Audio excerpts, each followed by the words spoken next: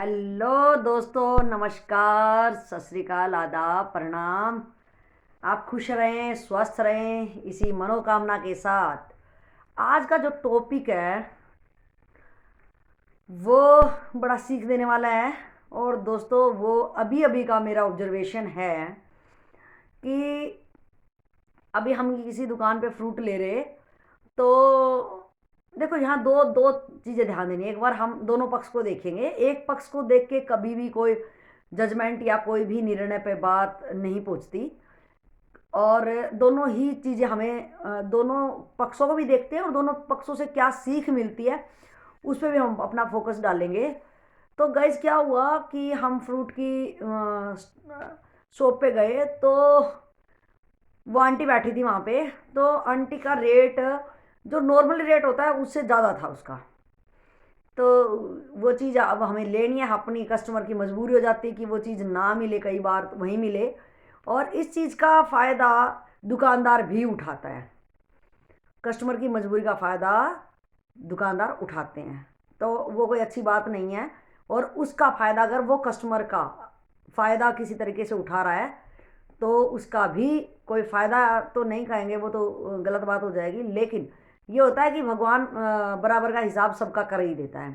कोई अपनी किसी भी चीज़ में खुश होकर देख ले कि मैं इसको हेरा फेरी करके, झूठ फरेब करके या किसी भी तरीके से इसको लूट खसोट लूँ, तो दोस्तों वो तो बचने वाला है नहीं। हिसाब किताब सबका ही होता है बराबर का। तो क्या हुआ जी, उसने रेट बोले, तो हमारी मजबूरी थी, हमें वो चीज़ लेनी पड़ी। फिर मैंने उसको बोला भी कि आंटी इतना तो रेट नहीं है। तो उसने भाई वही कहना जी, नहीं है तो कोई बात नहीं, आप और किसी से ले लो। लेकिन अब हम कहाँ टाइम की दिक्कत, वहाँ हम टाइम कहीं और ज़्यादा जा नहीं पा रहे थे और हमें वो चीज़ वहाँ से लेनी पड़ी। जब हमने ली तो उस आंटी ने बताया कि भाई अभी अभी कोई मुझे 300 रुपये की चपत लगा गया। मैंने कहा जी कैसे? तो उसने कहा कि अभी एक लड़का आया और उसने 300 रुपये का फ्रूट लिया और उसके पास कैश नहीं था। उसने जो स्कैनर लगाया होता है फ़ोन पे, गूगल पे का, तो जी कह रहा है वो इस पे करने लग गया। और जो जिस नंबर से वो था, वो उसके हस्बैंड कहीं गए हुए थे, कोई मार्केट वार्केट कहीं उससे दूर थे मतलब। तो उस बंदे ने कहा जी हो गए। तो आंटी ने कहा ठीक है जी हो गए। तो और फिर उसने कहा भी मैं फ़ोन करके पूछती हूँ। तो अपने हस्बैंड से पूछा, तो उसका हस्बैंड भी क्या हुआ कि ट्रैफिक में था या किस टाइप से उसका फ़ोन नहीं उठा पाया। तो उसने कहा कि आंटी हो गए, अब बात नहीं कर पा रहे तो मैं क्या करूँ, जाऊँ? तो आंटी ने कहा हाँ भाई जाओ फिर। तो दोस्तों, यहाँ दो चीज़ें हैं। मुझे बड़ा दुख हुआ, फिर मैंने कोशिश करी आंटी को सिखाने की कि अगर भाई आपके पास फ़ोन नहीं, तो पहली बात तो आप वही फ़ोन साथ में रखो जिस फ़ोन पे आपके पेमेंट ट्रांजेक्शन होती जाती है। वो जो भी दुकान पे बैठे वही रखो। सेकेंडली कि भाई देखो, आपने भी देख लिया, हाथों हाथ हिसाब हो रहा है कि आप वो चीज़ें इतनी महंगी दे रहे हो जो कि आपको भी पता है आपकी कितनी खरीद है। कोई नहीं, आप मेहनत अपनी निकालोगे, दुकान इसलिए खोली है। लेकिन इतना भी मत काटो कस्टमर को कि जो मैं भी कह रही हूँ कि रेट इतना नहीं होता है। तो देखो, ये चीज़ आपने सबक लेनी चाहिए। और यहाँ अगर हम बात करें कि हम वो कस्टमर हैं जो कि धोखा दे के चले गए, तो दोस्तों जो उस आंटी के साथ हुआ है कि देखो, उसका अभी कोई 2 मिनट पहले कोई चपत लगा के चला गया उसके 300 रुपये की, वो फिर भी नहीं सीख रही और फिर भी उसने मुझे महंगे दिए हैं ना। वो ये नहीं सीख रही यार, ये इसका मतलब ये थोड़ा ना कि वो हमें काटेगी। वो 300 रुपये उसने 2-3 वो करना है, वो जैसे करेगी फिर उसका भुगतान। तो माय डियर, ये क्या है कि आज कलयुग है, कलयुग का समय है, जो आज अब दौर चल रहा है जिसमें हम जी रहे हैं। यहाँ बड़े बूढ़े कहते हैं कि इस हाथ से कर और इस हाथ से रिजल्ट पा। यानी कि ये नहीं है लंबा चौड़ा कब होगा, क्या होगा। तो वो कहते हैं ना कि भाई किसने देखा है, कल जो होगा देखा जाएगा। लेकिन यहाँ तो हाथों हाथ हिसाब है।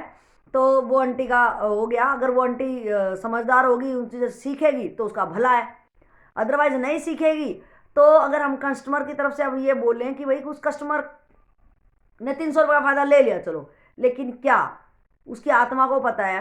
आंटी कितनों को बताएगी? जैसे उसने मुझे बताया, मुझे बड़ा दुख लगा कि यार ये गलत हुआ और ऐसा नहीं करना चाहिए था। अब वो जिसको भी बताएगी, सबकी आत्माएं उसको कितनी बददुआ देंगी। क्या वो 300 रुपये में कोई रईस बन जाएगा क्या? और क्या वो उन फ्रूटों को खा के, जो जो भी वो फ्रूट खाएंगे, क्या उनकी बुद्धि सद्बुद्धि चलेगी? उन उन फ्रूटों से देखो कितनी बीमारियां आ जाएंगी, कितनों की बददुआएं लगेंगी, और वो किस तरह से डॉक्टरों के जाके कितना, मतलब यार बिल्कुल तुम घूम फिर के ना फालतू का ये जो इतना सफर करते हो इन दिक्कतों को लेके, खुश हो जाते पल भर की खुशी, अरे वो खुशी नहीं है। तेरी अगर तेरी चालाकी में तू सफल भी हो गया तो वो सफलता नहीं है, तेरी चालाकी कहीं ना कहीं से निकलने वाली है।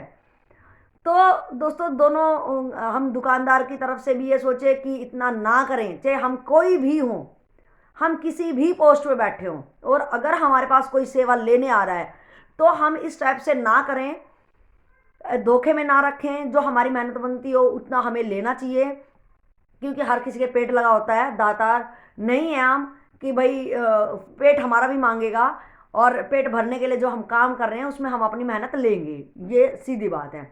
दूसरी बात, हम वो कस्टमर, अगर हम किसी से सेवा ले रहे हैं या के सेवा दे रहे हो या ले रहे हो, उसमें सब बराबर का हिसाब किताब बराबर चलता है। तो किसी को अपनी चालाकी से, चालाकी नहीं कहेंगे, अपने दुष्टता से किसी को किसी भी टाइप का गाइस धोखा न दे प्लीज, क्योंकि निकलने वाला हिसाब किताब आपने करना है। फिर फालतू का क्यों तो बोझ उठाना है इस खोपड़ी में, और क्यों इतना लंबा सफर करके फिर वहीं पे आ जाना है।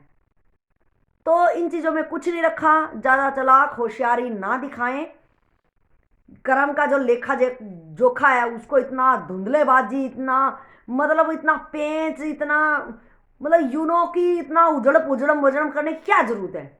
होना वही है जो साफ सुथरे में, अगर हम साफ सुथरे उससे चलेंगे तो रास्ता थोड़ा लंबा हो सकता है, लेकिन मंजिल जरूर मिलेगी।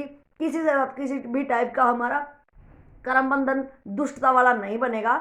तो इन्हीं शब्दों के साथ आप ध्यान देंगे, ध्यान रखेंगे, ना धोखा खाएं, ना धोखा देने की कोशिश करें, तो बढ़ते रहेंगे और इन खुशी लम्हों के साथ मिलते रहेंगे गाइज। तो अपना ख्याल रखिए। जय हिंद, जय भारत।